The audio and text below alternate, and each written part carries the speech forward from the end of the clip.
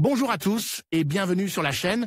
Je suis Gabriel Fontaine et ici on parle auto sans prise de tête.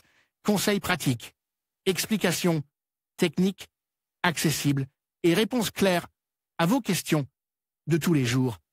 Que vous soyez débutant ou passionné, vous allez trouver ici de quoi mieux comprendre et entretenir votre voiture. Pensez à vous abonner, à laisser un petit like et restez avec moi jusqu'à la fin de la vidéo.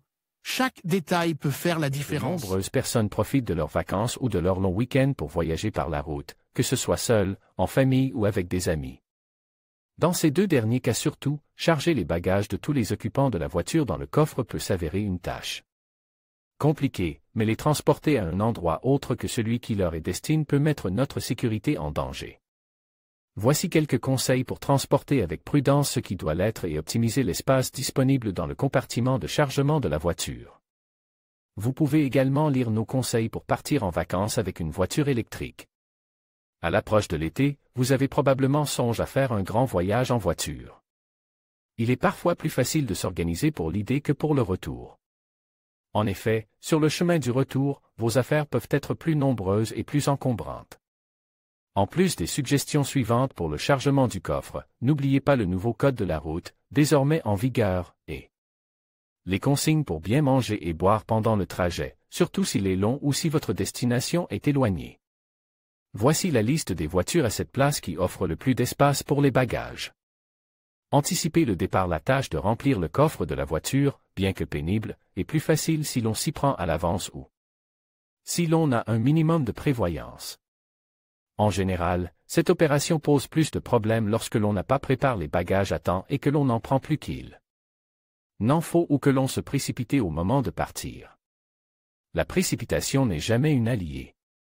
Il est conseil d'effectuer tout ou partie du chargement la veille du voyage ou quelques heures avant, afin que les oublis et les contretemps de dernière minute puissent être résolus rapidement, efficacement et calmement.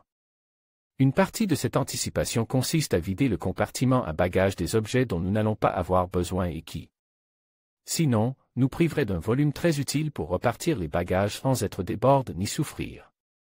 Distribution des bagages. Après avoir dégagé au maximum le compartiment de chargement, n'oubliez pas d'emporter des objets de sécurité, tels que des triangles de secours, des gilets réfléchissants ou une trousse de premier secours. Commencez par placer les valises, sacs ou paquets les plus grands, les plus lourds et les plus encombrants au fond du compartiment à bagages.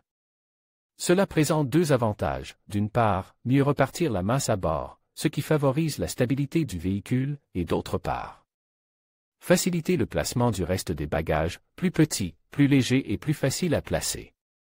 Quelle que soit la répartition choisie, il faut s'assurer d'un accès rapide et facile aux objets dont on peut avoir besoin lors de nos courts arrêts. Bagages dans l'habitacle. Il n'est en aucun cas conseil de transporter des bagages à l'intérieur de l'habitacle, c'est-à-dire l'espace destiné aux occupants de la voiture. En effet, dans ces conditions, tout objet, aussi petit soit-il, risque de se transformer en projectile lors d'un choc ou d'une manœuvre brusque. Au cours d'un voyage, il est normal d'acheter des choses et il convient de leur réserver un espace dans le coffre. S'il n'y a pas d'autre possibilité, les bagages qui ne rentrent pas dans le compartiment de charge doivent être placés sous les sièges, entre les jambes des passagers, jamais du conducteur, ou sur la plage arrière antidérapante, à condition que les objets puissent être fixes par un filet et que la visibilité vers l'arrière soit suffisante. Autre considération. N'oubliez pas que le comportement dynamique d'une voiture change et s'aggrave lorsque vous ajoutez du poids. Une voiture avec 4 personnes à bord et tous leurs bagages pèse environ 300 kg de plus, ce qui se traduit par moins de puissance de freinage, moins d'accélération et plus d'inertie. Le conducteur doit prendre la responsabilité de vérifier la pression des pneus et, si nécessaire, de l'augmenter en se basant sur les valeurs recommandées par le fabricant pour une utilisation à forte charge. Il doit également adopter une conduite souple, s'abstenir de tout dépassement risque et augmenter la distance de sécurité avec les véhicules qui le précédent, en particulier sur route mouillée. N'oubliez pas qu'il existe des compartiments de rangement dans l'habitacle. En conclusion, un chargement efficace et sécurisé des bagages dans le coffre de votre voiture est essentiel pour garantir un voyage agréable et sans encombre.